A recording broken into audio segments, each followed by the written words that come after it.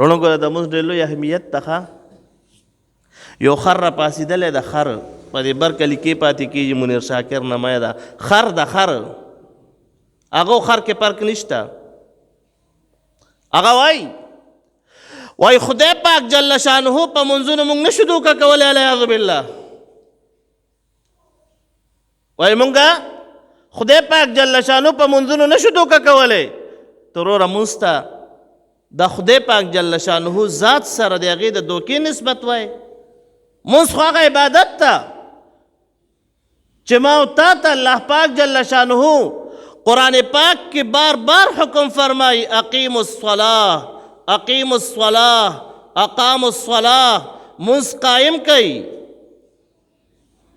او دای ویلی دی غزوه خندق کې پیغمبر علیه السلام مبارک نه منځونه پاتې شوي وو نو هغه خر دا ویلی دی وی دا پیغمبر علیه السلام مبارک قصدن او ارادتن علیاذ بالله پرېښي دي بې په قصد باندې دا مونځ پرېښی ده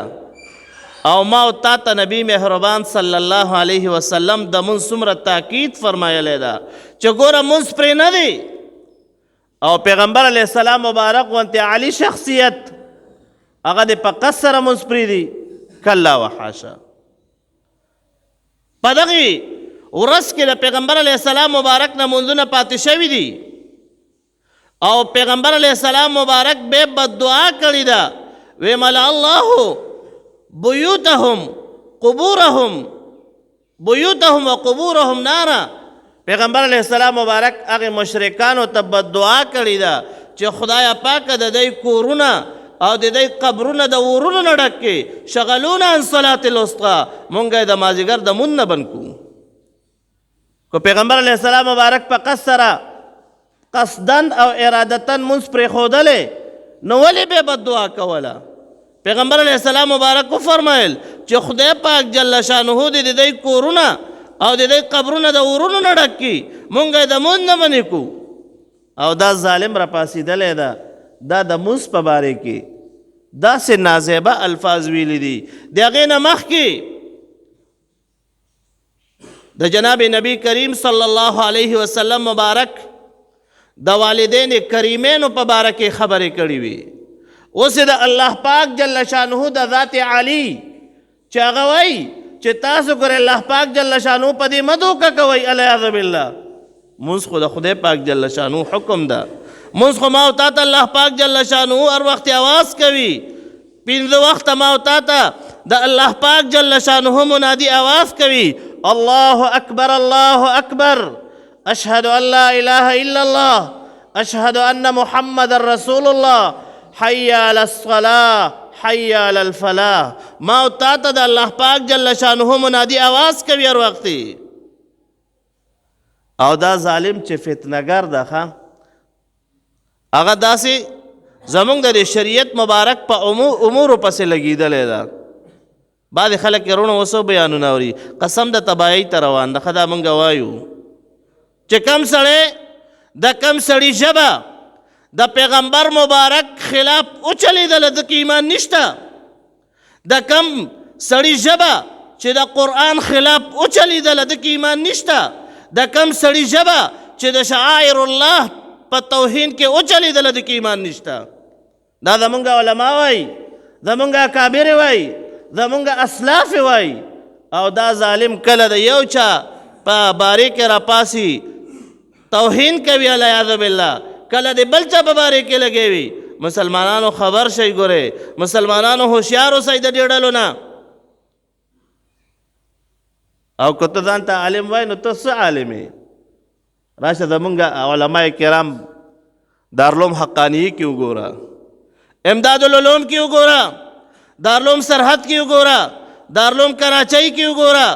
یا نورو مدارسو کې زمونږ علما کرام وګوره او راشه د هغوی نه دین زده که چې هغوی تا ته هغه مبارکه طریقه ښیي چې کم الله پاک جل شانه ښیلی ده هغه مبارکه طریقه ښیي چې کم جناب رسول الله صلی الله علیه وسلم ښودلې ده هغه طریقه ما او تا ته هغه علما کرام ښیي او چې ته د مونځ په خلاف لګی شي ته د پیغمبر اسلام صلی الله علیه وسلم خلاف لګی شي تا کسی ایمان ده قسم ده کو شکل مې ولیدو که نه شکل ناول خو د عالم شکل هغه نه ده یقین سره زه ویم دا ډاکو نه وي ډاکو به تې ښه وي ځکه هغه خو به هم یو ډاکو شکل جوړ کړی وي نوم یې په ځان باندې د ډاکو ایښی وي او ته خو ځان ته ملا وایې څه ملا یې مفتی ندیم صاحب دامت برکاتهم چې مناظر اسلام ده دا زه ناست وم والله په دې منبر باندې ویم وی کو دا ما ته چا مخامخ کو مناظرې ته یې کېنولو ما سره خبرو ته کېنولو